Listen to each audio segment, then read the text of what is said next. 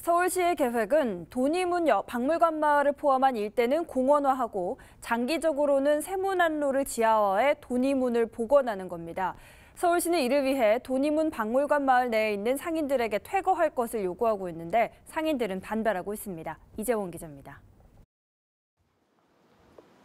지난 2021년 서울시는 어르신 전용 복합문화 공간인 청춘극장 등을 운영하는 김은주 대표에게 도니문 박물관에서 개업할 것을 제안했습니다. 코로나 등으로 방문객이 적은 박물관 마을에 활력을 줄 아이템이 필요하다는 이유에서입니다. 고민하던 김 대표는 향후 3년씩 9년 계약을 하겠다는 서울시의 말을 믿고 분식집을 열었습니다. 시민들이 찾아오게 하기 위해 주말도 헌납한 김 대표는 다양한 행사와 박물관 마을 꾸미기에 나섰습니다. 그 결과 실제 관람객은 늘었고 분식집에 단골도 생겼습니다. 옛날 추억의 놀이.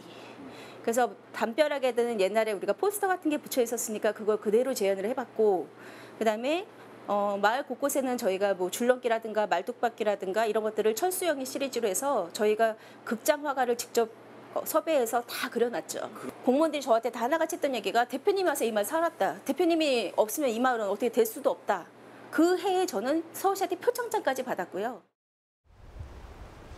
하지만 서울시는 지난 6월 김 대표와 계약 연장을 하지 않았습니다. 돌아온 것은 퇴거 명령으로 계약 기간이 끝났다는 말만 되풀이했습니다. 그 시점에 서울시가 저를 불러다가 해달라고 했을 때 제가 3년 있다 이렇게 쫓겨날 거 알면은 어떤 정신 나간 사람이 거길 들어가겠습니까? 아무도 없는 진짜 유령도시였는데. 그런데 이렇게 활성화시켜 놨더니 갑자기 유령도시라며 나가야 되는데 왜 나가야 되냐면 계약 기간이 지났으니까.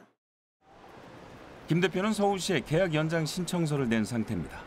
하지만 서울시의 입장은 강경합니다.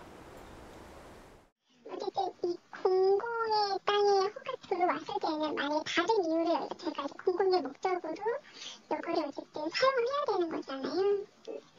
그러면은 그 공공성을 생각을 했을 때 여기 들어와 있는 분이 그분들의 입장을 하나하나 고려해가지고 해야 하기는 곤란하지 않을까. 도니문 박물관 마을과 같은 공유재산은 상가 건물 임대차 보호법 적용 대상이 아니기 때문에 법적으로 문제가 없다는 입장입니다. 오히려 계약 연장이 혜택이라고 볼 수 있어 공정성 문제가 불거질 수 있다는 겁니다. 바베큐를 주 메뉴로 하는 다른 음식점도 사정은 마찬가지입니다. 1년 계약을 맺은 가게를 비워달라고 요청이 들어온 겁니다. 식당 특성상 5천만 원이 넘는 초기 비용이 들어갔지만 회수도 못한 상황입니다. 나가도 뭐 말 없는 각서를 써야 그 해준다고 그러더라고요. 강압적인 게 많았어요. 우리가 자리 잡으려 하는데 나가려 하니까 사실 홍보도 많이 했고요. 그런 상황에서 또 나가라 하니까 저희가 기운이 빠지지. 도니문 박물관 마을은 지난 2017년 도니문 뉴타운 개발로 기부 체납받은 부지에 330억 원의 예산을 들여 조성됐습니다.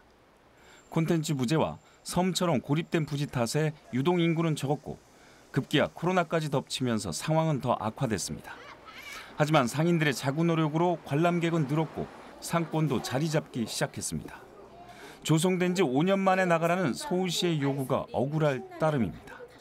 공원화에 시민들에게 돌려주겠다는 서울시와 공들인 상권에서 내쫓기지 않겠다는 상인들의 법적 충돌은 피하기 어려워 보입니다.